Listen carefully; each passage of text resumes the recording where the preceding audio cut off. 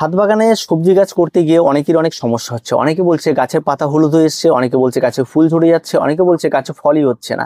এই সমস্ত সমস্যার সমাধান নিয়ে আজকের ভিডিওটি, তো পুরো ভিডিওটি স্কিপ না করে দেখতে থাকুন। প্রথম কথা হচ্ছে গাছের কাছে যান। যদি দেখেন গাছের পাতাগুলি হলুদ হয়ে আসে, যদি পুরনো গাছের পাতা থাকে হলুদ হয়ে আসে, তাহলে সেটা কোনো রকম কোনো অসুবিধা নেই। সেই সমস্ত পাতাগুলি খুব তাড়াতাড়ি কেটে দিন, কারণ এই সমস্ত পাতাগুলিতে পরবর্তীতে ফাঙ্গাল আক্রমণ ঘটলে গাছে ফাঙ্গাল ইনফেকশন হতে পারে।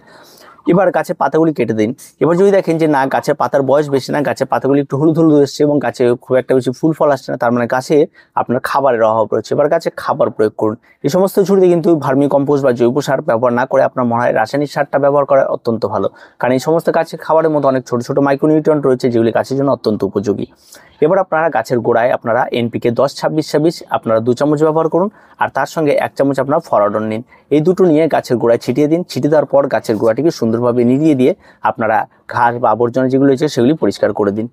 এবার গাছের উপরে চলে আসুন। যদি দেখেন যে গাছে ফুল ফুটে রয়েছে এবং সেখানে স্ত্রী ফুল পুরুষ ফুল দূরে থাকবে, অবশ্যই সেখানটায় পরাগ মিলন ঘটিয়ে দিন। পুরুষ ফুলটিকে ছিঁড়ে নিয়ে তার ভেতরে পরাগ মিলন ঘটিয়ে দিন।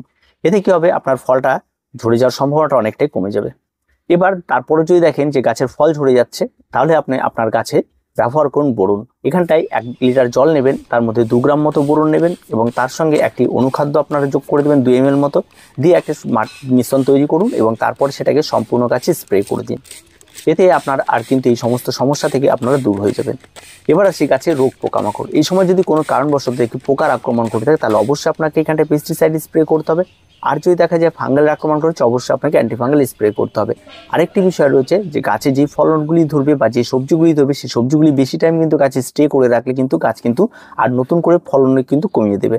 তার জন্য যখনই সেগুলি দেখবেন বড় হবে এবং ম্যাচিওর হবে, সঙ্গে সঙ্গে সেগুলিকে কেটে কিন্তু গাছ থেকে নামিয়ে নিতে হবে। তারপরে আবার নতুন করে আবার সবজি ধরবে। তো এটাই হচ্ছে সমস্যা।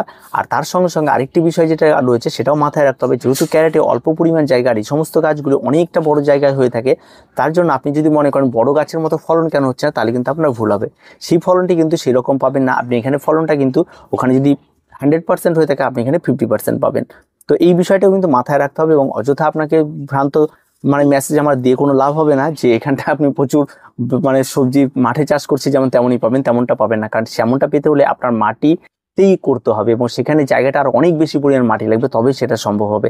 আর এই সমস্ত মাটিতে অল্প পরিমাণ মাটি, আর এই সমস্ত গাছগুলো অনেক বড় হয়, তাই পুরো মাটিতে তার রুটগুলি অনেকটাই বেড়ে যায় এবং যার ফলে একটা সময় সেই সমস্ত রুটগুলি আর কাজ করে না, তার ফলে ফলনটা অনেকটা কমে যাবে। তবে সবজি পাবেন, ফলনটা অনেকটা কমবে। আর ভিডিওটি ভালো লাগলে অবশ্যই লাইক, শেয়ার এবং কমেন্ট করুন, আর চ্যানেলটিকে সাবস্ক্রাইব করে রাখুন।